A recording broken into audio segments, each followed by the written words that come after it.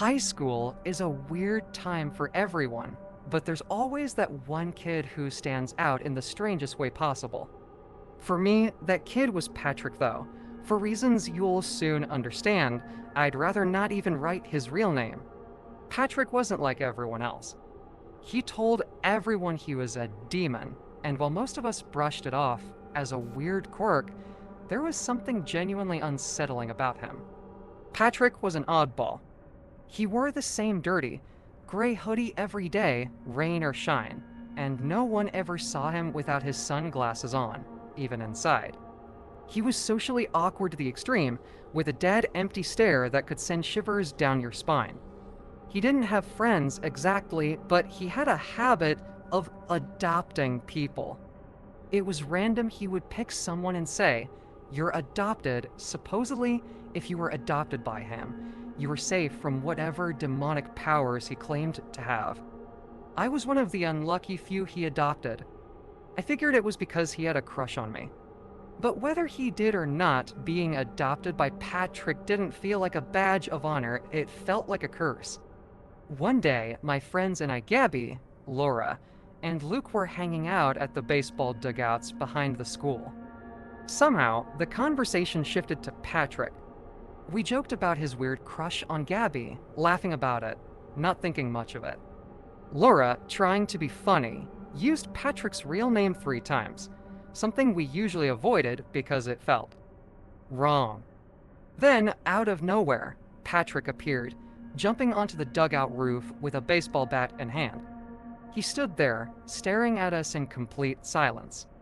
I waved nervously, and after a long, awkward moment, he just jumped back down and walked away without saying a word. We laughed it off, but deep down, I was rattled. Things got worse a few days later. Laura and I were hanging out at her house, just the two of us.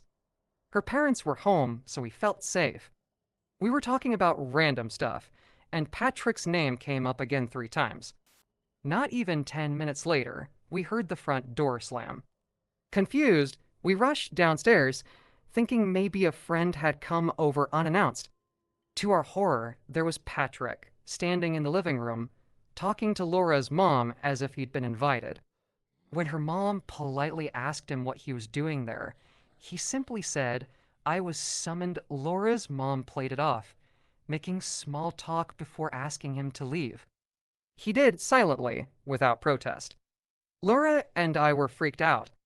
There was no way he could have known we were talking about him, let alone arrived so quickly after we said his name.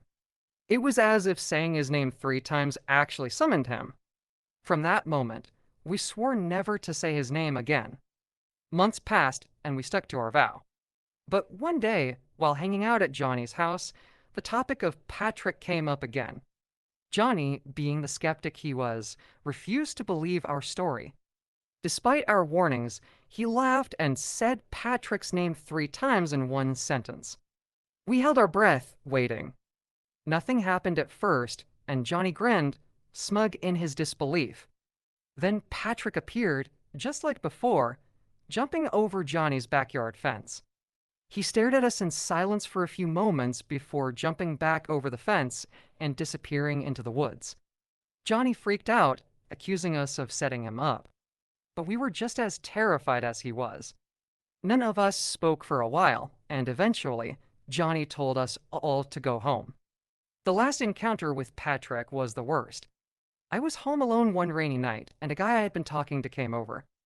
We were hanging out in my room when Patrick's name came up in conversation.